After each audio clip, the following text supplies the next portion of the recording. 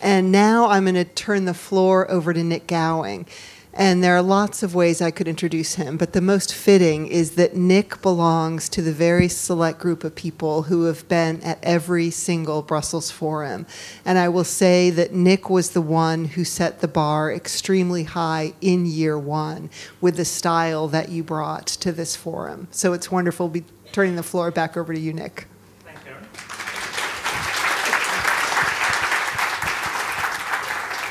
Well, good morning, everybody.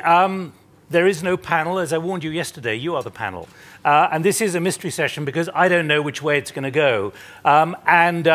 You have put on the agenda a lot of ideas. And I wouldn't want to be in Nicola's shoes or Karen's shoes trying to bring together a conference at this time because there are so many issues. How do you gel them together? So this is really your opportunity, not to say this should have been on the agenda, but these are the kind of ideas which still need a lot of thought and are perhaps going to hit us far quicker than anyone expected. I remind you what we said yesterday about the fact that much at the Brussels Forum last year was not about what has happened in the last year, the extraordinary events. Now, this is something of an experiment. So your feedback afterwards would be great. We've got about 55 minutes, and a lot of you have responded on the BF Connect app, which has allowed me to work out the kind of things that are on your mind. This is about new ideas. It is about now. I'm not going to be prescriptive at all because you are creating the prescription for what needs to be on the agenda, about ways to move forward, things that need to be thought about. And because we've got the young professionals here, the next generation, if you like, we need to hear from you as well, because it could be that you're leaping over many of the more normative thoughts you've been hearing from here, even though everyone is accepting that things are very different. Now, can we, Daniel, put up on the screen my log of what is going to happen?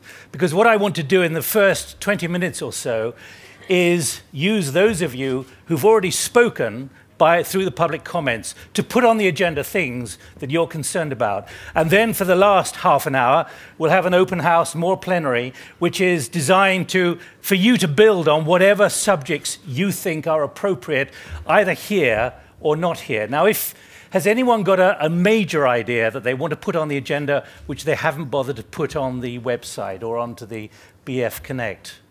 I don't see any hands going up yet. Right, well, let me move ahead first because I've got a list which is pretty long.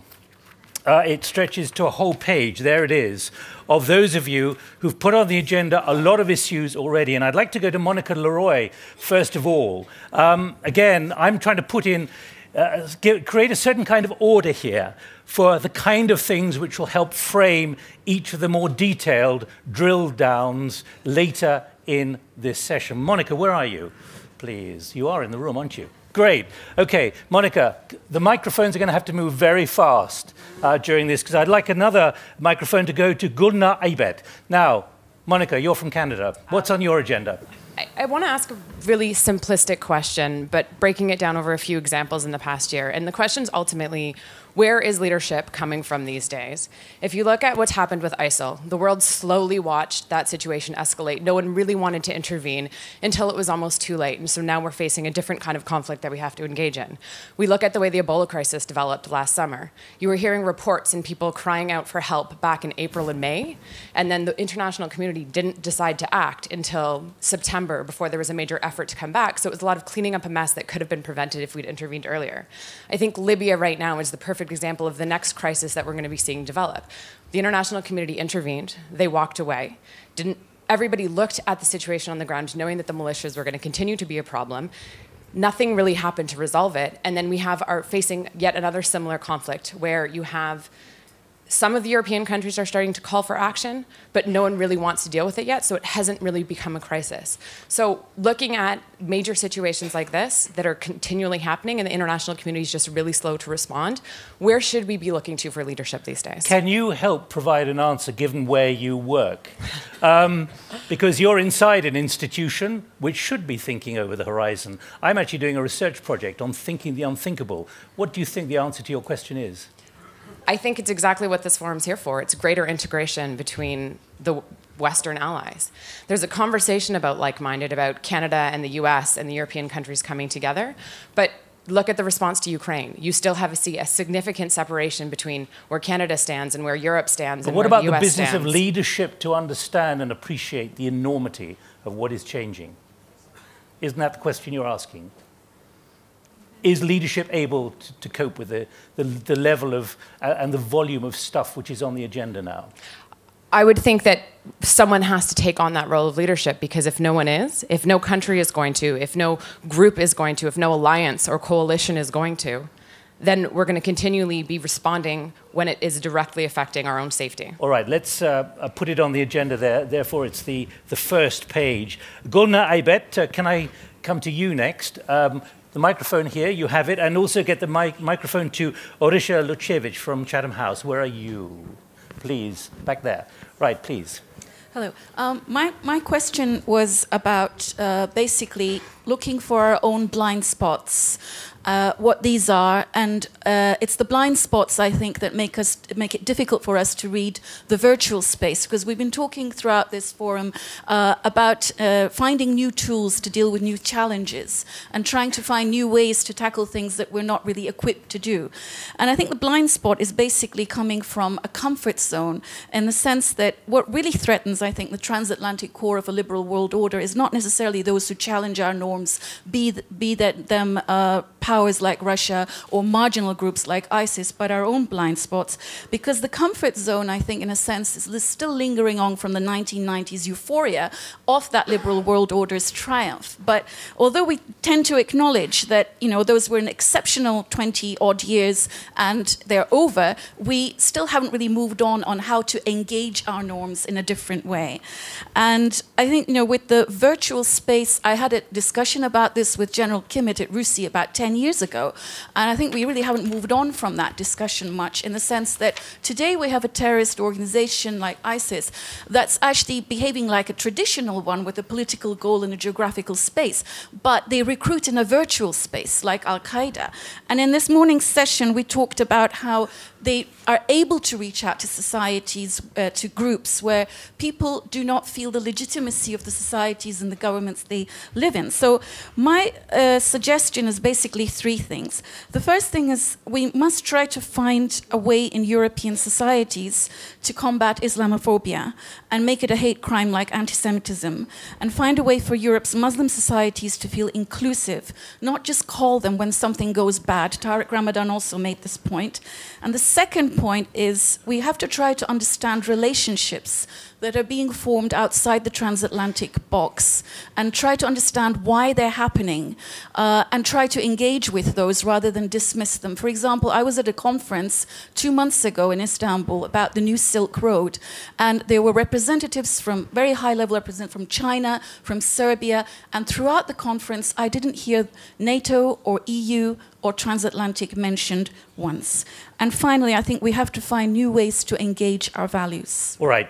Now, let's try and keep interventions short at this stage, because I asked you to speak after Monica because of another thing you said in your note to me, which is, by and large, leaders only hear what they want to hear. And this is about the new non-normative realities. And so that's one of the reasons why I wanted you to speak at this time. So, leadership. Blind spots. We only hear what we want to hear, as opposed to thinking out of the box, maybe. Let's go to Orisha next, please, followed by Gutta Lililand Beck, please, wherever you are. You are here. I hope everyone's here. Are you here? Anyway, Orisha, please. Thank you, Nick. Thank you so much. I think it's a little bit time for good news, because it has been quite a gloomy forum in terms of uncertainty, insecurity, disorder. But you want to talk about the role of civil society and the positives and I think there. This is good news, because if you look at, for example, the case of Ukraine, and when we look at it through the prism of geopolitics and, of course, conflict, we forget that Ukrainian state, of course, is fragile and has never been weak, but Ukrainian society is speaking up very much. And I think this is a very strong consolidating power. People who are sharing democratic values. And as I was sitting here, I was wondering, where is our democracy support agenda?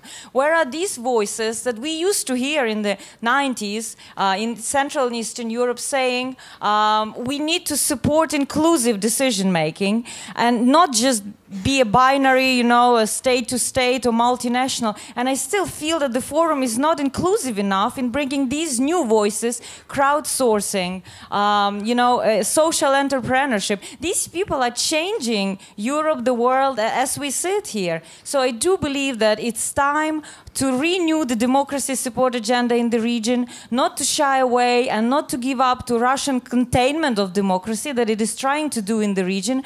And believe me, it has a grip. It has a grip because people see this as a tool to improve their lives. Thank you. But let me just press you even further about the crisis of trust, as you wrote about in your note, and also the inverting of the power because of the nature of connectivity.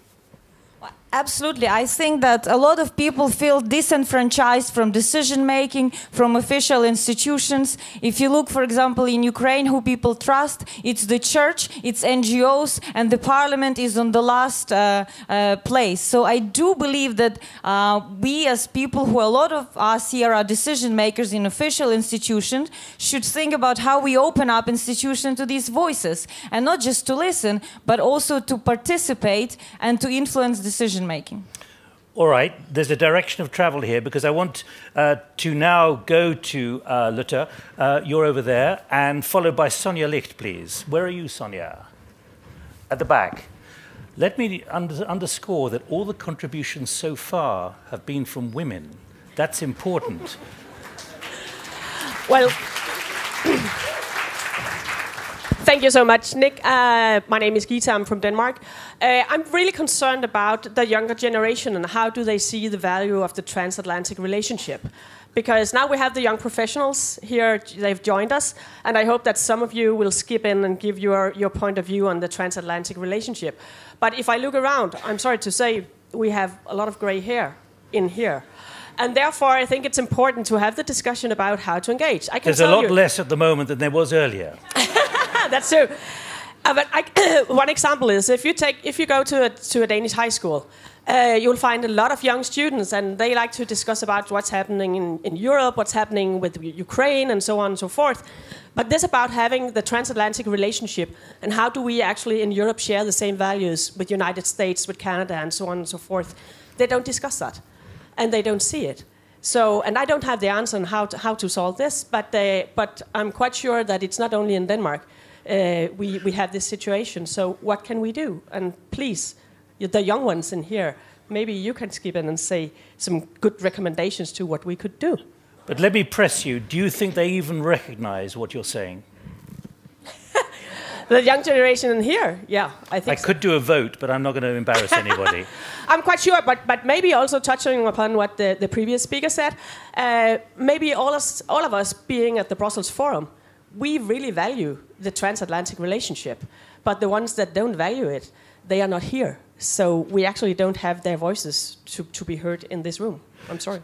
So I'm creating a direction of travel here. Thank you very much for putting that on the agenda. And let me do a slight handbrake turn, but into an area which is similar. Hannah Celeste, where are you, please? On, again, media, again, information about empowerment, and that's the kind of thought that you've put on the agenda, which is beginning to build a very clear impression of this direction of travel.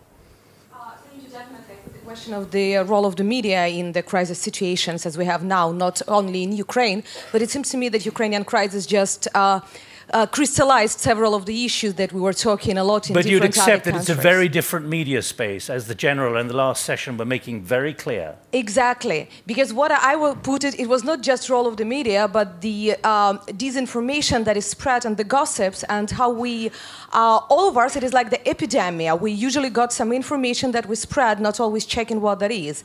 And as a result, we are quite aware of the not responsible media and not attaching media as our additional positive instrument. And we have so many representatives of the media here in the hall, and we see their very strong positions, I mean civil positions first of all, and political positions. But when it is the crisis situation, it seems that the level of the responsibility of the media is falling down. And we allow the channels like Russia Today or Live News to put the fake news to which we are ready to believe, and to which we are quite reluctant that their representatives are coming with the weapons. So it seems to me that we dismiss the role of the media to the yet one instrument of negative rather than positive changes that we can bring to every topic of the agenda that we have. But let me press you on that because of what the last contribution was about the next generation and understanding how the next generation is consuming its digital information.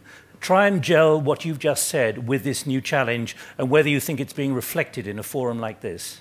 It seems to me that it is really the problem because the young generation is reading less and less news and prefer the social network. That is great because it is quicker, but sometimes it is much easier to use these networks for the disinformation and for manipulation of the information, for creation some fear or panic in the societies, rather than to bring analysis and thinking. We used to the short messages rather than for the deep strategic thinking about which we were talking at the very first day.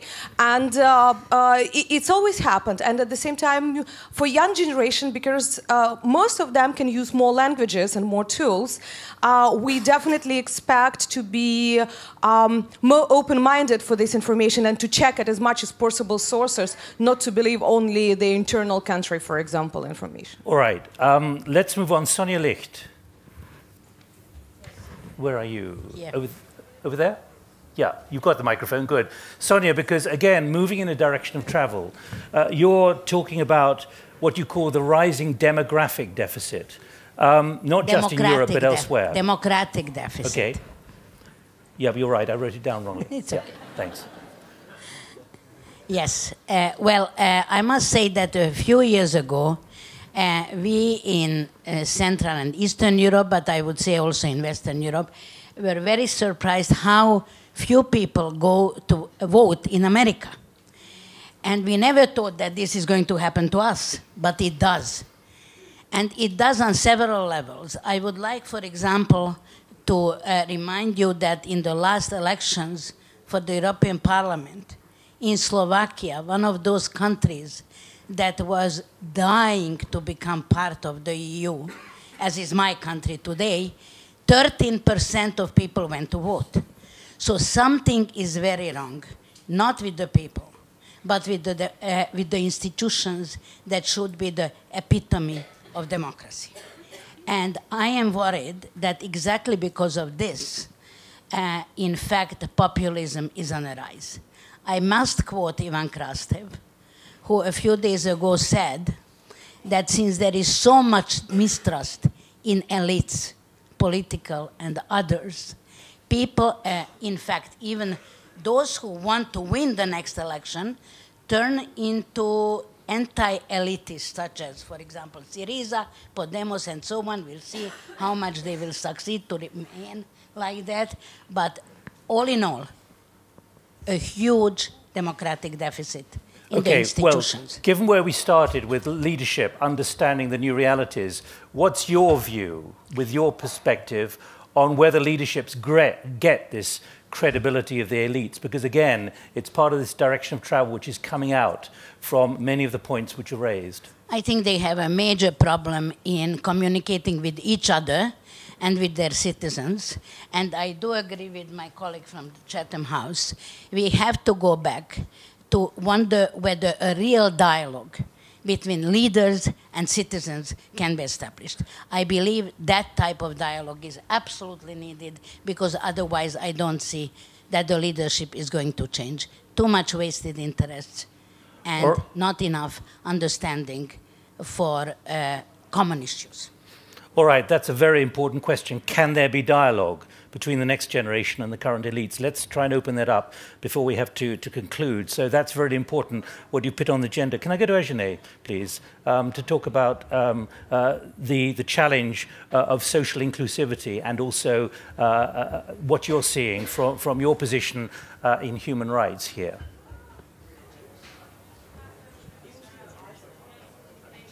Yeah, please. Yeah. Sorry, I was trying to point. There's a microphone for you. Thank you so much. Okay. Good afternoon. My name is Enji Abdel-Kader. I am an attorney and professor with a passion for international human rights and a particular focus on religious freedom in minority faith communities, both in the United States as well as Europe and around the world. And I just want to thank GMF for making this forum possible. It has been such a rewarding experience. I am part of the young professional contingency, and this has been a phenomenal, memorable time this past week. My question relates to further enhancing economic interests, security interests, as well as political effectiveness by pursuing new strategies and possibly laws that ensure that religious, racial, ethnic, and other diverse communities are given an opportunity to contribute to those spheres. And I'm going to provide two specific examples. First is that research indicates that innovation is oftentimes directly related to greater diversity in the workplace. Still, in too many countries around the world, including the transatlantic community, these diverse individuals are experiencing pervasive employment discrimination, which adversely impacts our financial interests. In addition, in the United States, which is my country of origin, academic research has shown that the American Muslim community has played a critical role in countering violent extremism by engaging in self-policing tactics, by providing counter-narratives to those provided by terrorist groups, as well as fostering and contributing to collaborative partnerships with law enforcement officials. So the role of diverse communities makes sense, it's intuitive that they would be critical to countering violent extremism. Still, we have religious freedom violations, which can include violent hate crimes, which are at times lethal, impacting members of Muslim communities. It can include employment discrimination. It can include vitriolic political rhetoric. It can include legally codified exclusionary practices by some of our governments that only serve to stigmatize, marginalize, alienate, and further disempower this very community. So the question is, what new strategies and laws can we pursue that will incorporate these communities to guarantee greater diversity and inclusive practices and policies in a transatlantic community? Thank you. Thank you very much indeed. Now, my choice of speakers so far has not been influenced by the next contribution, which is going to be about the future role of women, from Xenia Dormady, who's head of the Academy at Chatham House. This has actually happened simply because most of the contributions have come from women. I don't know what the men have been doing, but maybe they see in the future. Xenia Dormady.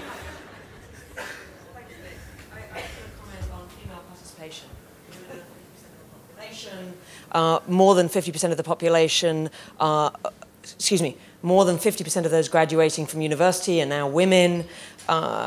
Christian Lagarde was in India last week and talked about the fact that India's GDP would be growing at 1.5 to 2.5% faster if there was more female participation into the labor force.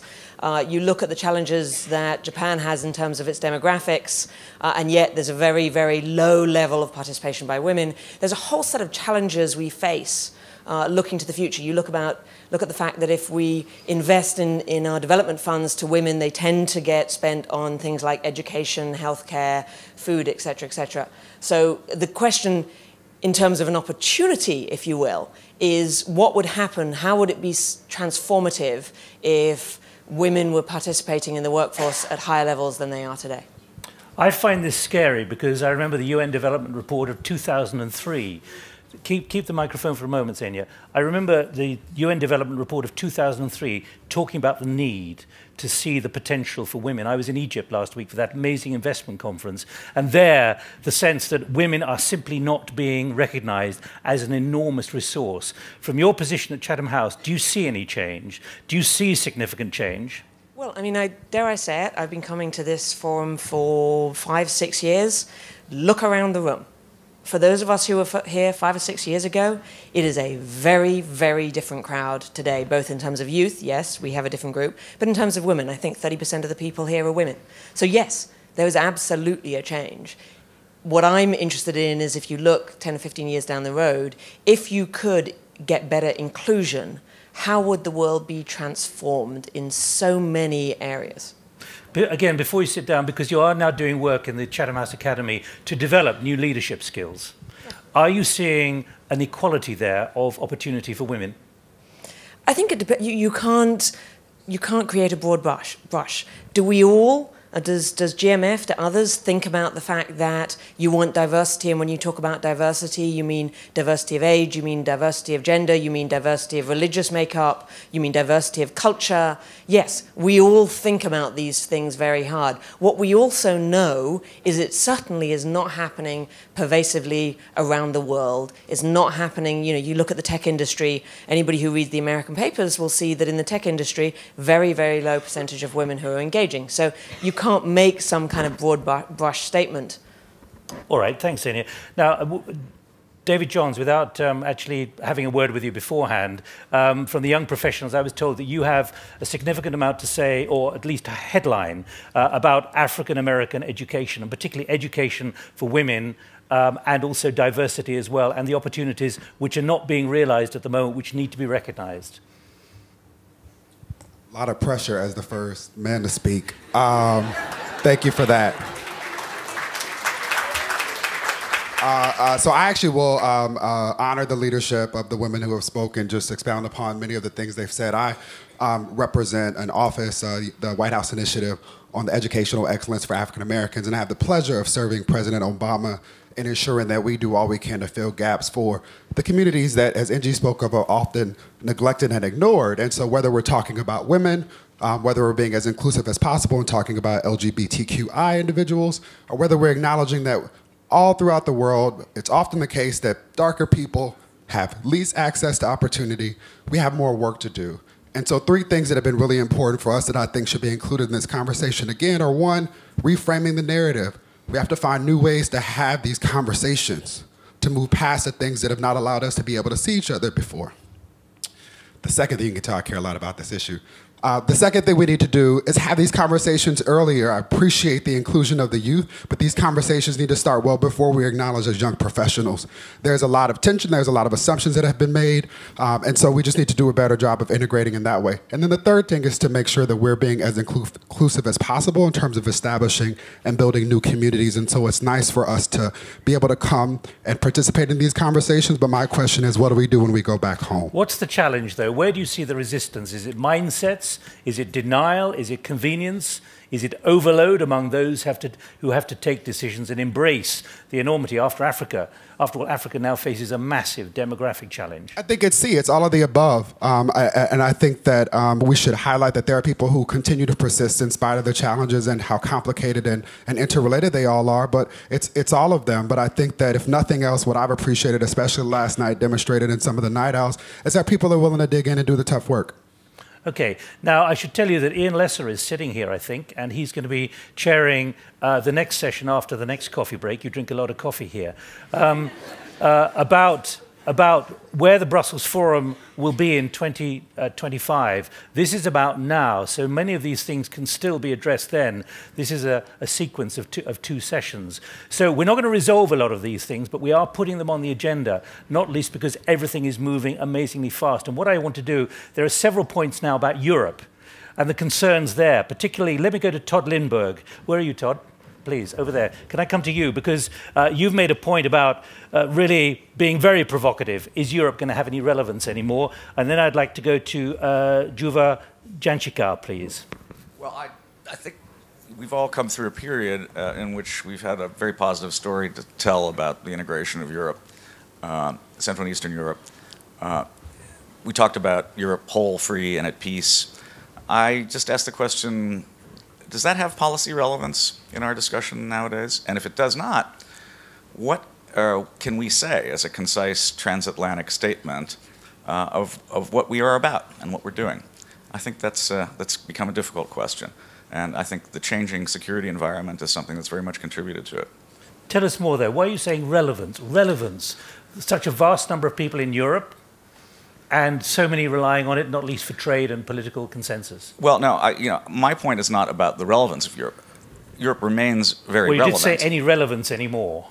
The question was the policy relevance of this matter of Europe whole, free, and at peace. Is that really what motivates us?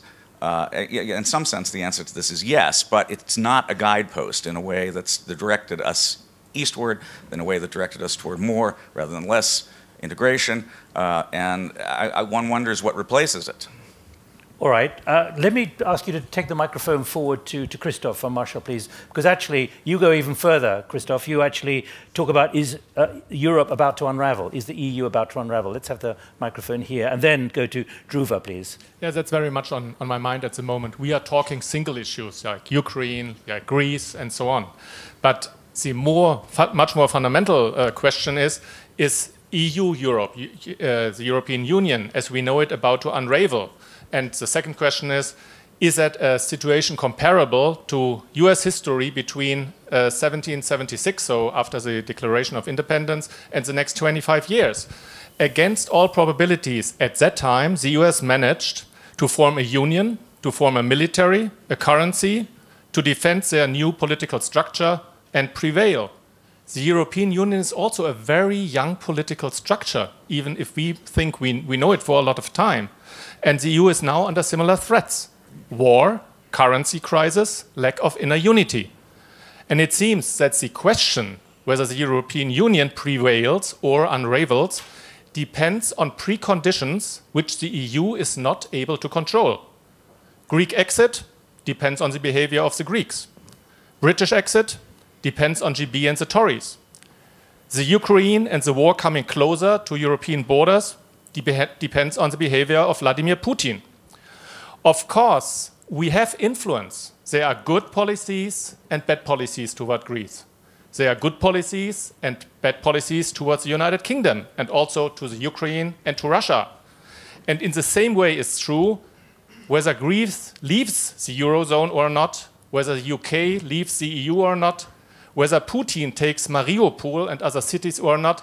That is not the decision whether the European Union will exist or not exist, but it will be a much weaker union, a union which has no trust to itself and has also less attraction. And then is the question, can we learn anything from the American example after independence? What makes sure that we stay together and that the EU keeps its power and attraction? All right, that's why you use the word unravel, I think. Let me go to Dhruva next, and also Roderick Kiesewetter. Where's Roderick?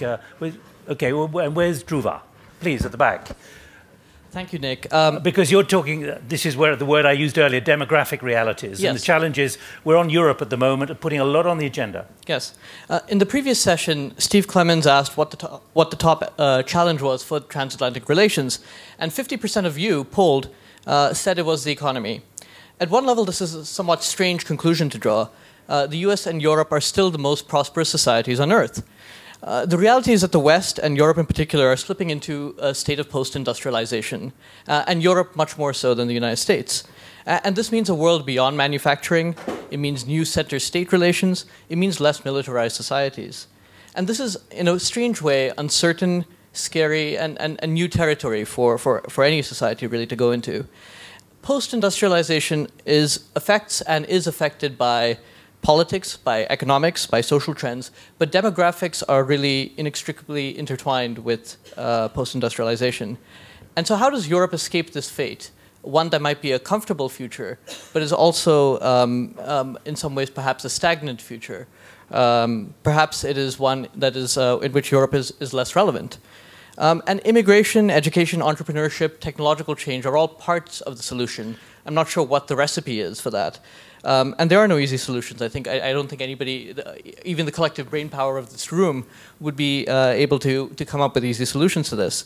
And certainly when politics are taken into consideration, it makes the challenge all the more dire. So really you're saying these issues are really not being gripped, whether now or for the future? I would say that, yes. All right. Ian, there's a very important pickup for you, I think, there. Roderick. And then what I'd like to do in the last 15 minutes or so, you can see there's a lot on the agenda. I'd like to ask you to just come in with any thoughts that you've got on any of these points. Again, we're not going to resolve any of them, but we want to put them on the agenda as programs and projects are conceived for the next few months and couple of years. Roderick. Yeah, thank you very much indeed. And I'm Roderick Kiesewetter from the German Parliament. I have two issues on the European Union. First of all, on the enlargement policy, sometimes the EU is giving the appearance as being the only actor, for example, on the Western Balkans, not taking into account that we are competing there with Saudi Arabia, with Turkey, with Russia, but also with some, well, very relevant issues like organized crime, which is nation overarching. And the second, it is interrelated, the second issue is the structures of the European Union. We have a commission being under revision, yes, that's true. However, the Commission is not transparent enough. Look at TTIP. And the Commission is not completely controlled by a parliament. So if we would like to enhance the role of the European Union, we really need a stronger view on our current structures to be able to include more member states in the future, in the long term, but also to be more reactive and responsive regarding our structures. It needs a stronger role for the European Parliament and a better definition for the role of the Council and the Commission. Thank you. Great, thank you. Now, who is burning?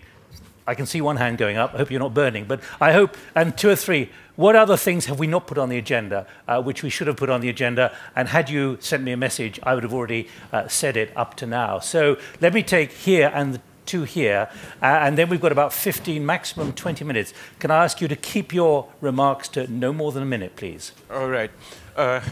My name is İlter Turan from Istanbul Bilgi University. Let me first just say a little thing about the distinguished parliamentarian from Germany. That he suggested that they were competing against Turkey. I was under the mistaken impression that Turkey is negotiating about membership. Maybe he would like to think about that. But can we keep on these points which have been raised, or anything else specifically? Actually, the point I was going to make was about democracy and that it is not working because we're trying to export a system to other countries that has a significant number of shortcomings itself. And one of the major problems is that essentially the current leadership, because of the changes in communication technologies, among other things, is constantly trying to respond to immediate challenges and doesn't have enough time to formulate long-term policies and will respond to needs for long-term policies only when crises break out. You come from a country where the former Prime Minister tried to kill or remove Twitter. I do not necessarily take pride in that, nor essentially support what he is doing. In fact, But there is a clash between politics and the new digital reality in your country. This is true in all countries. They don't necessarily all react to it the same way. They don't try and. I'm not necessarily persuaded that leaders in more democratic environments are less concerned about the outcomes and try to find ways of coping with it. So, you've made your point. Please, who's got the microphone here? Right, please. Yeah, thank you very much, Jean-Michel Artaguet, French MOD. I just wanted to make a comment on the allocution made by Sonia on the political system, the lags, and the abstention, the high rates of abstention, especially in the youth. The bad thing is that in Europe, we live in a system where political parties have actually struggled and killed democracy. I will explain my point very briefly. Before the votes were made by the local landlords, so there were huge financial pressures, and that's why political parties were made, to ensure that those pressures were taken off the table. Now you have political parties that you have to go through. You have to climb up all the way through those parties, and this is the best way to dilute and kill your original ideas. And I think that's the way that youth and youngsters perceive political parties right now, and that explains the rise of the populist parties, because you can be anything, anywhere you can be put on a list. In France, for example, they take people from all backgrounds and all minority sessions, and that's one of explanation. Thank you very much indeed. Now look, let me just remind you the kind of things that are already put on the agenda. Leadership, then, if I don't go so fast, blind spot, what is heard, crisis of trust, disenfranchisement, next generation underpinning everything that we're talking about, the new nature of the media, the democratic deficit as well, the rising populism, the counter-narratives, new strategies, diversity, European Union, its relevance, unraveling, demography, transparency and accountability. I'd like to go back to where we started this with Monica and talk about leadership. And can we go to Sandy Veshbau from NATO? Just to your reflections, given where you work and the kind of challenges that NATO is facing, particularly representing the 28 nations, and you're a former diplomat as well, what you see in terms of leadership's capacity to cope when you hear what Monica was saying right at the beginning. Well, clearly, we're all facing one of the most challenging security environments that I think in memory, going back perhaps to the post-war period, not just in the post-Cold War period. And so we, first of all, I think need to remember where we stand on some of these issues. We're sort of paralyzed by indecision on a lot of these things because so many crises are erupting at the same time. But I think it does come back to leadership. U.S. leadership is critical. But U.S. leadership isn't enough anymore. Europe has to become a real partner of the United States, and that means, I think, coming together to come up with a transatlantic security strategy. I think NATO is doing its thing. The European Union is looking to develop a European security strategy. What we really need is a transatlantic security strategy that addresses both the fundamental challenges in the East, where it's not just about deterring Russia. NATO is working on that. We have our Readiness Action Plan. We're going to streamline decision-making. We're going to be able to deal with hybrid threats. There, I'm sure we're going to get there. But how do we stay true to the vision of a Europol free and peace when it comes to Ukraine, Georgia, Moldova? We need a strategy working with other institutions to build resilience, shore up the independence of these countries. And then in the South, again, NATO doesn't have all the answers. We need a collaborative strategy that shores up those states that haven't failed. Defense capacity building is where NATO fits in, but we have to help them build stronger institutions across the board, and that means we need a comprehensive transatlantic strategy that uses the institutions we have much more effectively. So US and European leadership are needed. You've given there an institutional response, if I may. Can I ask you about literally the personal side, the human side of dealing with the enormity of the end of normative thinking about Russia, for example, and what you see as someone who's been in public service, dare I say, for what, more than 30 years, about the real challenges, given that in many ways that underpins everything from the role of the challenges for women now and also diversity and thinking be out of the box about the new realities that are faced, and that's coming through from this discussion. Well, I think I was very impressed by the point made by Gita Beck, that we have a whole generation that is represented for the most part in this forum that needs to be brought into this process, become part of the development of this transatlantic security strategy. They need to have a sense of ownership. I think the transatlantic community has drifted apart.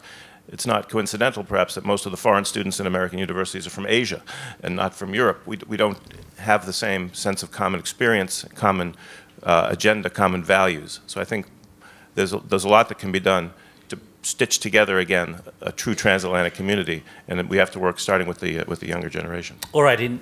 Now, please, I'm going to go round as many as I can. We've got about 10 minutes, please. So keep your remarks quick. Natalia Kalyada, Belarus Free Theatre, also representing We Remember Foundation that unites families and friends of those who were kidnapped and killed in Belarus. Do you recognize a lot of these issues from your perspective in Minsk? Absolutely. The only thing that the last 3 days Minsk is referred as a Minsk protocol, Belarus is not mentioned at all. And this is dictatorship in the center of Europe, and peace talks between Russia and Ukraine and EU takes place in the country where we have political prisoners, and this year we have so-called political presidential elections. But very sadly, Belarus is not mentioned in this particular regards. But I want to talk about proactive and reactive politics. Coming from a very personal experience living in Belarus and living near Russia and Ukraine, It was absolutely clear in 2009 when Russia reacted to Eastern Partnership strategy that was presented by Poland and Sweden, and Russia reacted absolutely badly to it.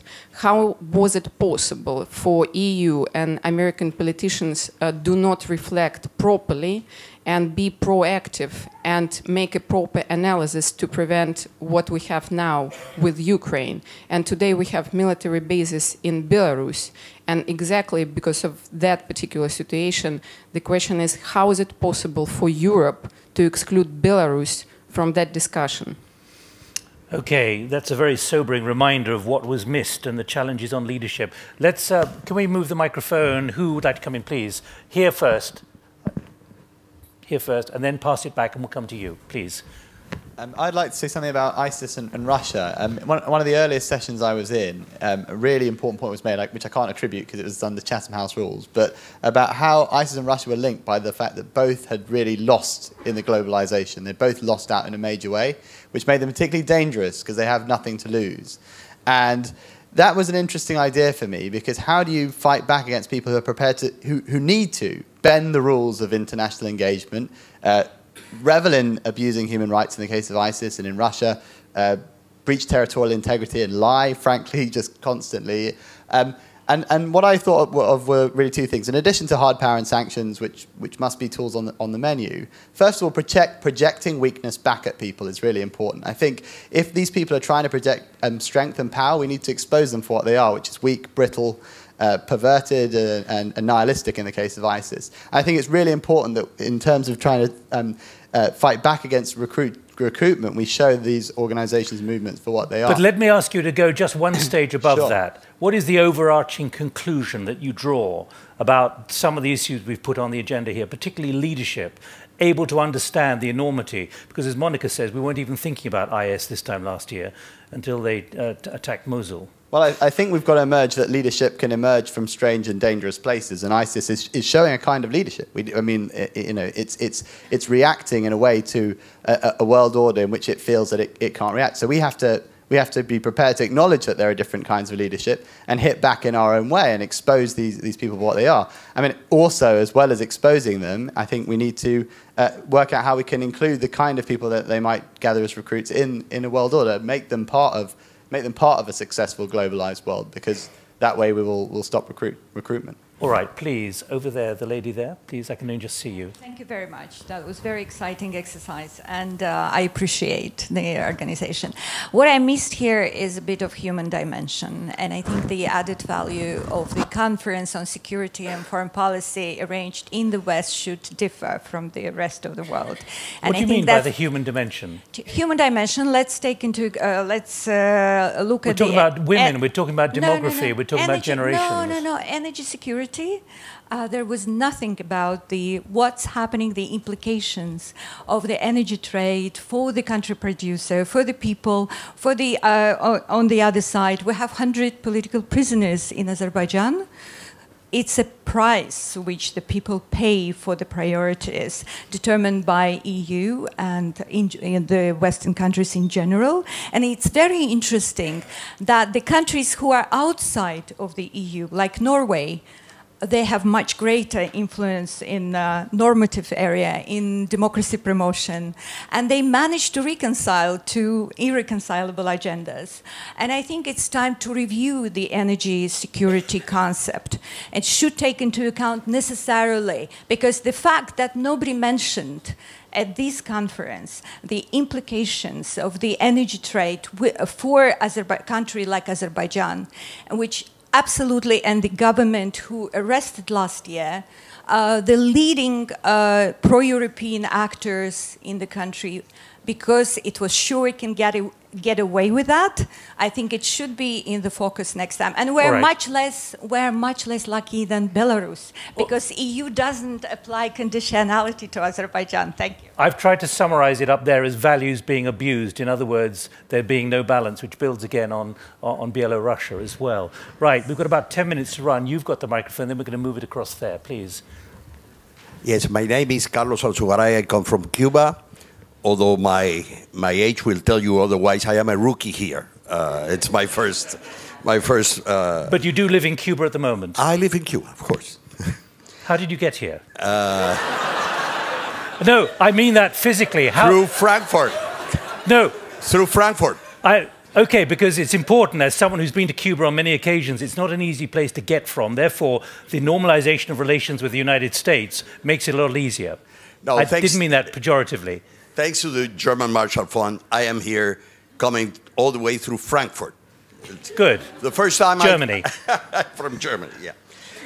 My suggestion is that more attention be paid to the relationship of the transatlantic community with Latin America and the Caribbean. I'm going to give 7 reasons for. I'm going to be very brief. First, the region is part of the global south, or part of the rest, if you want to use the west and the rest, but it's the part of the global south that has more connections with the transatlantic community in cultural terms, identity terms.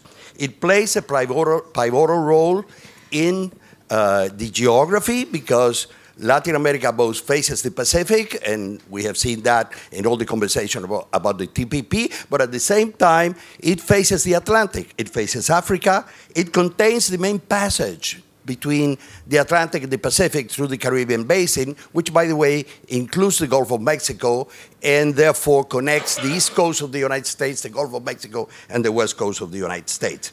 It is the region of the world that is increasingly peaceful and integrated, as Dr. Brzezinski pointed out this morning. It has huge reserves of practically every important resource in the world.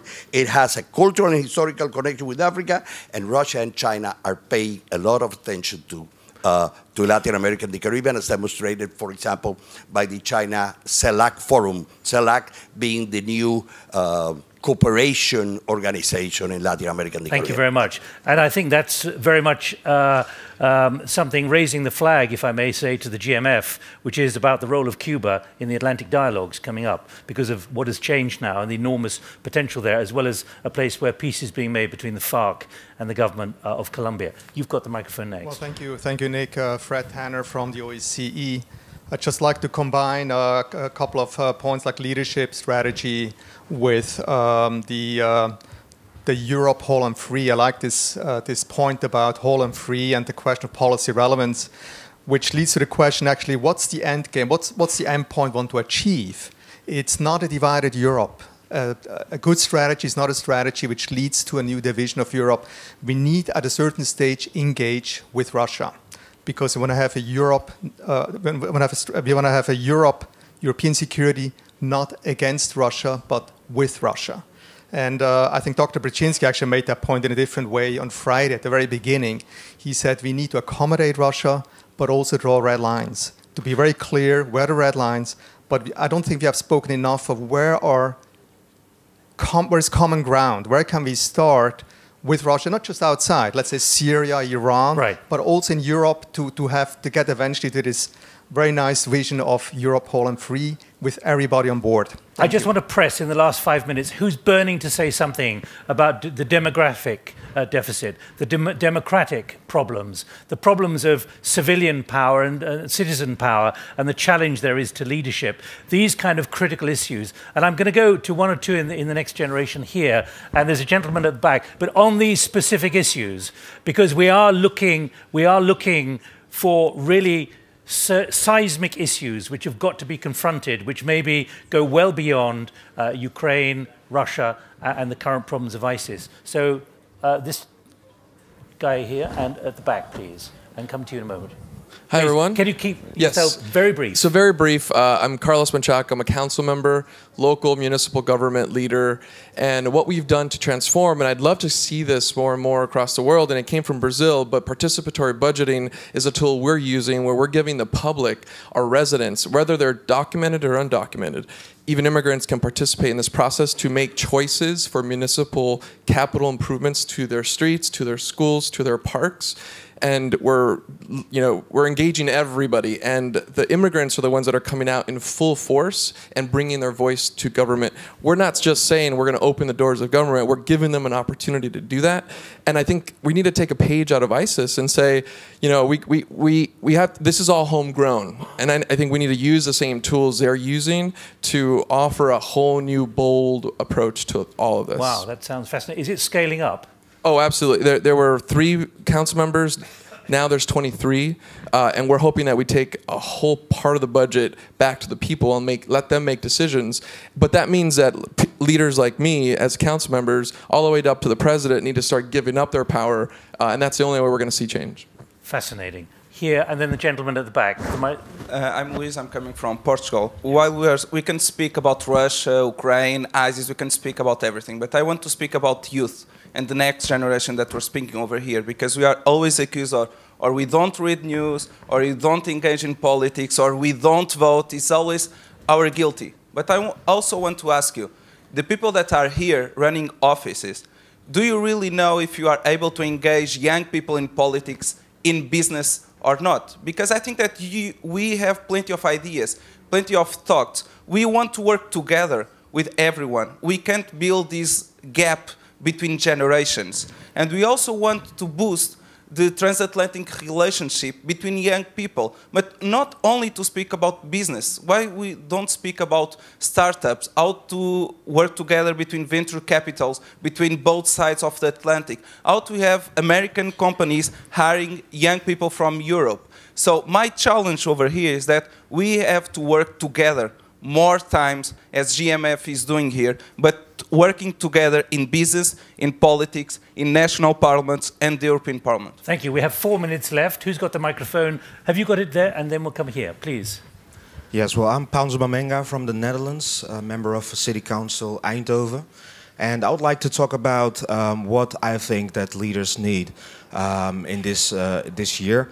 Do you see big deficiencies of leadership then? Well, what I think is that, of course, we have like these beautiful values within the European Union, but also in the transatlantic area.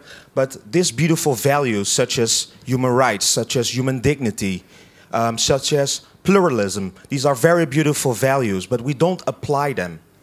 We don't apply them. And I think there is something really important coming up. We should apply those very beautiful values which we have. I can remember that after the Second World War, we also had this problem, the Cold War, between the West and the East. Basically, this was a war of ideas. And this war of ideas can only be won if you really believe in it, if you really apply it also, and people really see the difference. Because what does it mean? What does those words mean?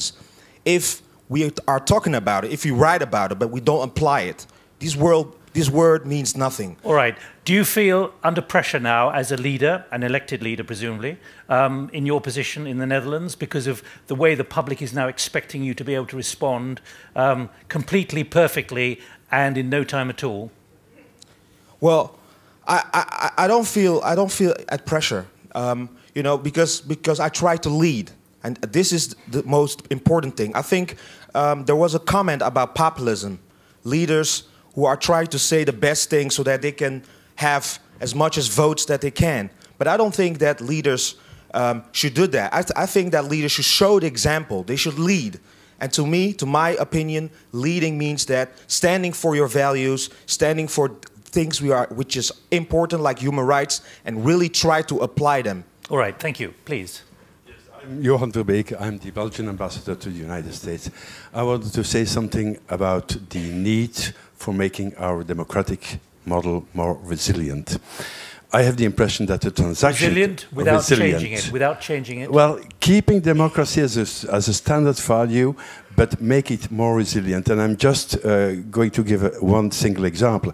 I find it rather dramatic, if not pathetic, that the Western world, with the values which are ours, is impotent as regards a renegade barbaric group like ISIS. We have been discussing here the position of Europe and the United States vis-à-vis Russia, vis-à-vis China, but then again we forget that we work in those relationships from our democratic values and our democratic system, whereas they can cut short on many of those issues, and then of course they get a competitive advantage, if I may say so. So it seems to me that we have to reflect one day or another on the transaction cost of democracy as it is being run today. The world is moving much faster than it was 30 years ago. We spoke about compressed time. The world is becoming much more complex than it was 30 years ago. And in order to face that complexity and act in real time, I think we have to revisit our democratic model. I'm not questioning democracy, but make it more resilient, more responsive to the real challenges out there. Thank you. Thank you very much indeed. I've got time for one more intervention. Who's burning to say something, please? Thank you very much. Tevfik Mahmoud, working as advocacy officer at International Law Public Organization, the European Roma Rights Center. On the light on the International Day Against Racism and Discrimination, my question will be regarding the largest minority in Europe, but also in the same time the most discriminated minority in Europe, the Roma. Undoubtedly, there is a huge gap between Roma and the rest of the population in this world, concerning, among other things, their fundamental rights, particularly in so-called Western Balkan countries or enlargement countries. So following the point for the enlargement procedure, my question will be, what could the international community do more in relation to address pressing issue on one hand and obvious violation of basic fundamental human rights? Thank you. Thank you very much indeed.